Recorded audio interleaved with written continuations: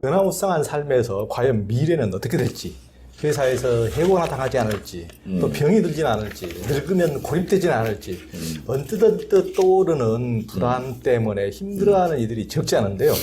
불안을 어떻게 다스릴 수 있겠습니까? 일단 현대인들이 불안이 많아지는 거는 불안을 먹고 사는 직종 사람들 때문에 그래. 불안을 먹고 사는 업종이 몇 개가 있죠? 1번이 종교. 종교는 사람들이 불안이 없어지면 종교는 존재하지 않아요. 불안하니까 믿음을 가지려고 했죠. 두 번째가 점쟁이들은 사람들이 불안하지 않으면 장사가 안 돼요. 세 번째가 보험. 예. 암 선전하는 사람들도 마찬가지죠. 암에 안 걸렸는데도 암에 대한 계속 얘기를 해가지고 암보험을 들게 만들어요. 보험사들. 예. 이런 사람들 때문에 불안감이 없어질 수가 없는 거예요. 우리 TV를 봐야 되니까 TV 보는 데마다 불안을 가중시키는 사람들이 있거든요. 근데 이 불안이라는 거는 사실은 적당량은 있어야 된다고 얘기를 합니다. 불안이 아무도 없고 내가 주님만 믿어. 그러면 아무 데나 뛰어든다는 거죠. 주님이 봐줄 거니까. 그러니까 뭐 다리 위에서 뛰어내리면서 주님이 지켜줄 거야. 그러면 예수님도 그런 유혹을 겪었잖아요. 그러니까. 뛰어내리면 천사들이 사막에 받아줄 거라고. 근데 그런 유혹을 갖다가 예수님도 받으셨고 우리도 받고 있는데 그런 걸 종교들이 그런 걸 또 이렇게 부추기는 데가 있어요. 믿음만 가지면 하나님이 다 지켜주신다고. 불안하지 말라고. 근데 그거는 사실 위험한 발상이고 약간의 불안을 갖고 있어야 되고 걱정을 해야 된다는 거죠. 불안해야지 검사를 한다는 거예요. 만약에 모든 사람을 그냥 정말 뜬금없이 믿는다 그러면 사기당하기 딱 좋아요. 그러니까 믿음이 강한 사람들한테 사기꾼이 제일 많이 붙어요. 약간이라도 의심하면은 그런 사람들이 붙질 않거든요. 그래서 약간의 불안은 필요한데 다른 감정은 마찬가지로 불안도 과도하게 많은 문제라는 거예요. 압도당하니까. 근데 다행히 불안이라는 것은 뿌리가 없어요. 허상이에요. 뿌리가 없어요. 다행히. 그래서 이 불안은 먼지 같은 거라서 떨어버릴 수가 있어요.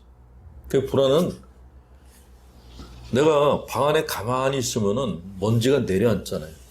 이 내려앉은 먼지를 떨어내는 방법은 뭐죠? 일어나서 밖에 나가는 거예요. 기분 전환하는 게 제일 좋은 방법이에요. 불안할 때는 밖에 나가라. 움직이라고. 그래서 심리치료 기법에서도 겟아웃 요법이라는 게 있어요. 재수없는 생각이 들어오거든 소리치라고, 나가라고. 예수님이 마귀 들린 사람한테 나가라고 소리쳤던 게 그게 사실은 진짜 마귀일 수도 있지만은 그 사람이 갖고 있는 불안한 생각이었다는 거죠. 그 나가라고 소리쳤어요. 그럼 옛날 사람들은 마귀가 안에 들어왔다고 생각하고 저분이 나가라고 소리치니까 나갔다고 자기가 믿었다는 거죠. 그런 이제 치료 효과가 있어서 일단 겟아웃 요법이 있고 또 하나는 근력이 좋아지면 불안이 줄어들어요. 체력이 좋아지면.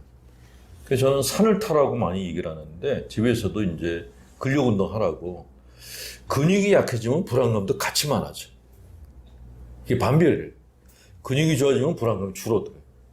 그 불안감을 줄이려면은 근육을 키우라고. 몸의 근육뿐만이 아니라 마음의 근육을 키우는 것도 중요하죠. 마음의 근육 키우는 거는 샤우팅하는 거. 내 감정을 다 표출하는 거. 이거라는 거. 그 불안 퇴치법은 약으로 하는 거는 좀 위험하다는 생각이 들고 불안이 자리 잡지 못하게 얘들이 뿌리를 내리기 전에 얘들을 먼저 쫓아내는 게 답이다라는 말씀을 드립니다. 그러니까 어느 정도 우리가 이제 너무 불안이 없어야 된다는 강박관념 때문에 더 문제가 될 텐데 그렇죠. 어느 정도의 불안은 인간에게 좋은 거죠. 그러니까 리스크를 위험을 더 이용하지 않게 차를 지금 120도 다니까 기분이 좋네. 200으로 한번 달려볼까 하면서 이렇게 또라이가 되지 않도록 불안감이 제어하고 적당한 선에서 이 선에서 멈추자. 더 이상 불안하기 때문에 그쵸. 이렇게 하는 거 제어하는 그쵸. 이런 것도 있고 과도한 것을 경계하는 것이지 그쵸. 어느 정도 불안한 것은 이게 우리 안전을 불안, 보장시켜주고 분노, 질투, 네. 뭐 이런 것들이 일정 양식은 다 있어야 괜찮은 된다는 거죠. 예. 좋은 거죠. 필요한 거죠, 우리 삶에서. 근데 종교는 이제 그런 것들은 다 없애라 그러니까 그러니까. 그런 사람을 갖다가 이제 거의 이렇게 뭐 그냥 이상하게 만드는 거죠, 그거는. 그래서 종교인들이 갖고 있는 무지 중에서 제일 무섭다고 얘기하는 거예요. 그러니까 너무 이제 예를 들면은 아까 뭐 다리 위에서 뛰어내리면서 뭐 예수님 뭐 하나님께서 보호해 주시니까 그런다고 그러는데 그러니까 천도교 동학 경전에도 보면 그런 구절이 있어요. 그러니까 예전에 막 실천주 조화정 이렇게 주문 수련을 너무 열심으로 이렇게 하다 보면은 엑스태시 상태에서 뭔가 막 세상에 무서울 게 하나도 없고 이런 상태가 된다는 거예요. 근데 그 경전에서 그렇게 나왔었어요. 그런 분들이 많았기 때문에 경전에 그래서 썼을 거라고 보는데 산 위에 바위 위에서 뛰어내리지 마라. 절대 뛰어내리지 마라. 뛰어내리면 반드시 죽으리니. 그러니까 막 될 것 같아서 뛰어내리는 사람이 있었으니까 그런 구절이 있었겠죠. 그러니까 막 이거 뭐 다 될 것 같고 뛰어내리지 마라. 뛰어내리면 반드시 죽으리니. 많이 뛰어내렸다는 거죠. 그러니까 많이. 그러니까 이제 그런 어느 정도 불안하고 합리적으로 의심하고 하는 게 필요한 거죠. 그럼요. 사람은 누구나 장점도 있고 단점도 있기 마련인데요. 그런데 이제 단점을 들키지 않으려 노심초사하죠. 이제 그게 스트레스와 노이로제가 되기도 하는데요. 단점을 붙들고 끙끙대는 사람들에게 해줄 우리 홍 신부님의 조언은 무엇입니까? 제가 이제 상담 받으러 온 분들한테 가끔씩 장점과 단점에 대해서 써보라 그러면은 우울증이 걸린 분들은 거의 장점은 한 3-4개, 단점은 3페이지, 4페이지를 써요. 그러니까 누가 나한테 저의 장점과 단점을 얘기해 주세요. 그런데 그 사람이 저의 장점을 딱 3개만 얘기하고 단점을 갖다가 3시간을 얘기한다 그러면 내가 어떻게 될까? 화도 나지만 내가 그런 사람이구나 라고 그래서 다운된단 말이죠. 단점에 너무 집착하는 거는 그래서 안 좋다는 거예요. 그래서 단점에 집착하는 사람들한테는 장점을 키우라고 얘기를 하는데 이게 이거하고 비슷해요. 옛날에 시골집에 아주 가난한 집에서는 오빠가 똑똑하면은 여동생들이 희생했잖아요. 여동생들이 공장 가서 돈 벌어오면 오빠를 대학에 보냈단 말이죠. 근데 그 부모님이 그 오빠를 대학에 보내는 거는 네가 성공해서 여동생들을 돌봐달라는 거였죠. 조건이 붙은 거였죠. 그게 나라 경제도 똑같은 이론인데 불경제 성장 이론이라는 게 있어요. 그러니까 산업 부분이 있는데 이게 농사만 지어가지고는 먹고 살 수가 없어. 이게 2차 산업이 육성이 필요하단 말이죠. 그러니까 거기에다가 투자를 하는데 그러려면 노동자가 필요하니까 농업 인구들을 갖다가 공장을 불러들여야 되니까 농업을 망가뜨릴 수밖에 없는 거죠. 그게 이제 우리나라에서 경제개발 5개년 계획이 이제 그런 철학에서 시작된 거잖아요. 뭐, 어릴 때 그 시골에서 농사 짓던 아이들이 농사 지어갖고는 도저히 먹고 살기 힘드니까 서울로 올라왔는데 그게 우연이 아니고 사실은 구조적으로 만들어진 거였다는 거죠. 근데 그러면은 그렇게 2차 산업을 해서 돈을 버는 사람들이 가난한 사람들한테 베푸는 거는 이거는 의무라는 거예요. 그러니까 우리나라 부자들은 가난한 사람들에게 빚이 있다는 거죠. 그 빚을 안 갚으면은 그거는 이제 그 부자들은 정말 졸부가 되는 건데 인간의 마음 안에서도 인간의 마음 안에 내가 싫어하는 게 있고 내가 좋아하는 그런 부분들이 있어요. 그러니까 정신과 의사들도 똑같은 얘기를 하는데 정신분열증 환자들은 이제 자아가 분열된 상태에 있잖아요.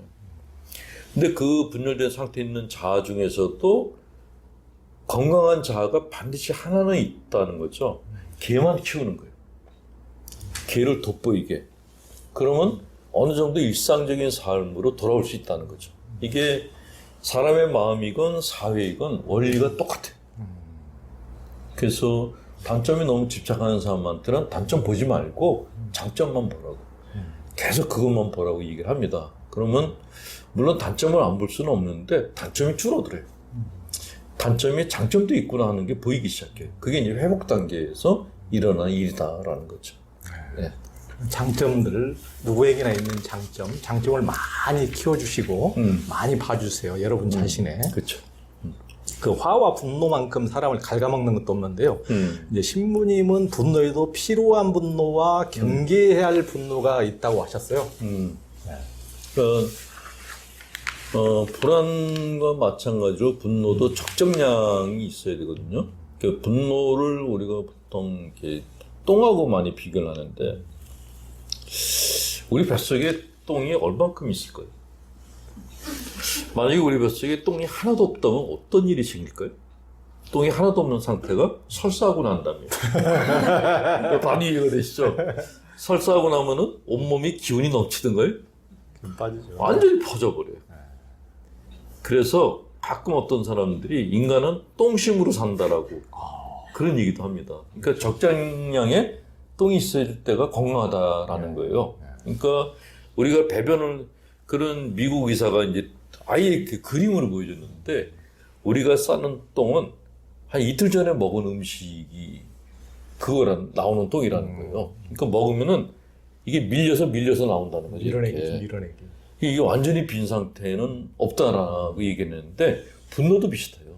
분노도 일정량이 있어야지 싫은 걸 싫다라고 얘기하죠. 아닌 건 아니다라고.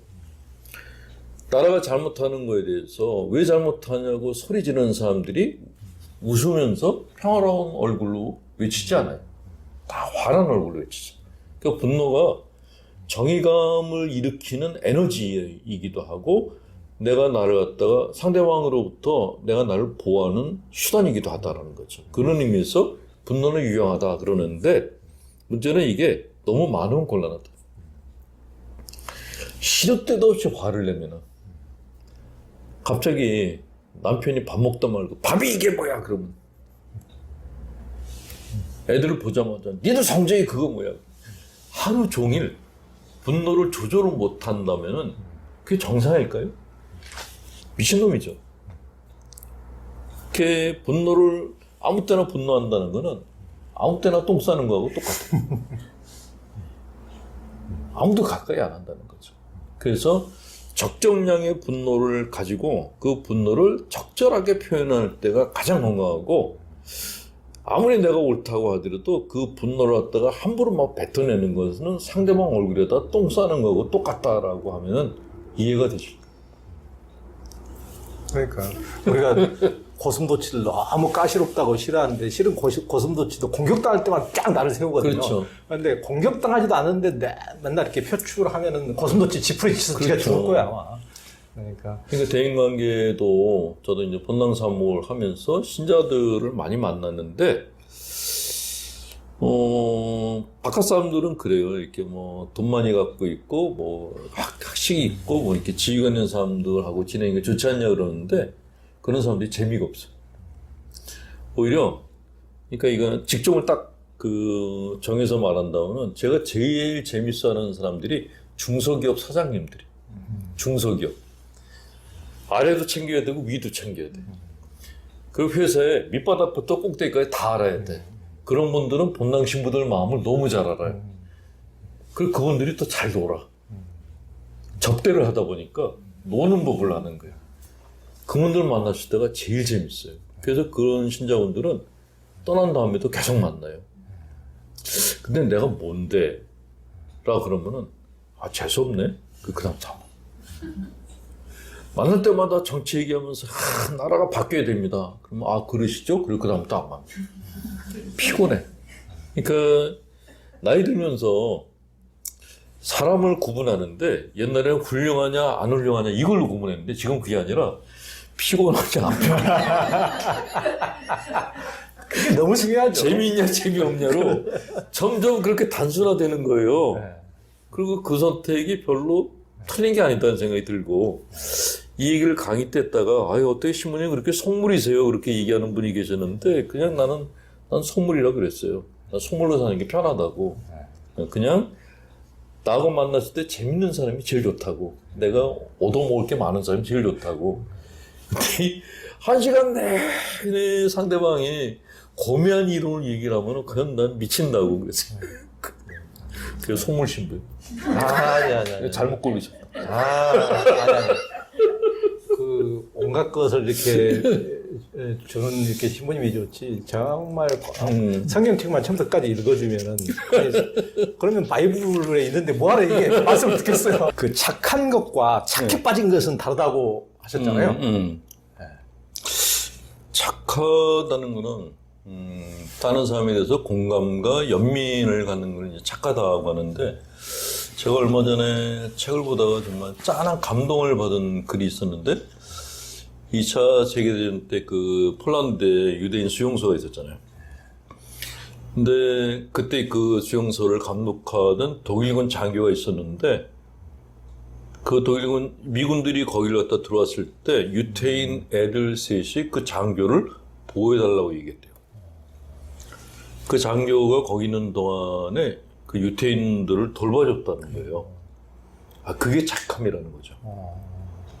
그러니까 이 사람이 미군들이 왔을 때 애들이 그 독일군 장교를 숲에다가 숨겨놓고 미군들한테 안전하게 이 사람을 돌봐줄 거라는 약속을 하라 그랬다. 유태인 애들이. 그래서 그 독일군 장교가 살아남았다고 하는 그런 글이 실렸어요. 아, 그게 착함이구나. 그러니까 선행이라는 건 그런 거구나. 착해 빠진 거하고는 다른 거죠. 착해 빠졌다라는 거는 어떻게 보면은 내가 착하게 행동해서 저 사람한테 뭔가 인정받고 싶어 하는 거. 그건 착한 아이 컴플렉스라고 하거든요. 그러니까 어렸을 때 착한 아이 컴플렉스는 되게 어렸을 때 생겨요. 그러니까 부모님이 우리 아들 참 착하다 그러면은 착하지 않은 행동을 억압하죠. 그러면 부모님 마음에 드는 순종적인 아들이 되는데, 문제는 착하지 않은 부분이 이게 발달하지 않으면은 어른으로 크질 못하는 거예요. 그런 경우들을 집안의 장남들한테서 많이 봐요. 그러니까 너는 우리 집안의 기둥이야. 그러니까 응석도 못 부리고 반항도 못하고 순종적인 아들이 되는 거예요. 근데 그런 아들하고 결혼한 와이프들은 미치겠대요. 부모님이 해달라는 대로 다 해줘야 되고. 제가 아는 그 분 중에 한 분은 정신병에 걸렸어요. 50살인데 이 부모님이 시도 때도 없이 불러대는 거예요.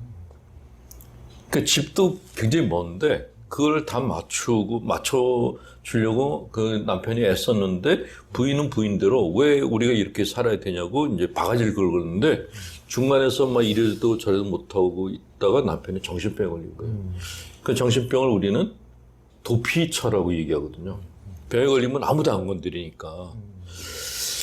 굉장히 똑똑한 양반이었는데 정신병에 걸린 상태에서 찾아왔는데 이렇게 좀 어눌해진 거예요. 근데 그분이 착하다고 소문난 효자였어요. 아, 그래서 착해 빠진 게 이럴 때 안 좋은 거구나. 그러니까 어른들은 아이들이 반항을 하는 걸 되게 싫어하는데 사실은 반항을 해야 되거든요. 그러니까 반항할 나이에는 반항해야 되고 응석 부릴 나이에는 응석을 부려야 되는데, 그걸 못하게 되면 컴플렉스가 생긴다. 그게 이제 심리학자들의 공통된 의견입니다. 그래서 선행은 하되 너무 착해지지 말라고. 너무 착하다는 거는 의존증이라고 그렇게 얘기를 합니다. 예. 그러니까 뭐 강도든 내가 강도를 내놔 하는데 뭐 강도가 모르는 것까지 전부 다 이 주머니에도 있어요 하면서 이쪽 뒤에도 숨겨놨는데 꺼내주면 곤란하죠. 감출 건 감추고. 이 종교에서는 착함을 강조하면서 어떻게 보면은 사람들이 갖고 있는 그런 이렇게 역동성을 없애버리는 기능을 했거든요. 그러니까요. 그게 종교가 사람 마음에서 무지해서 생긴 일이라는 생각이 드는 거죠. 예.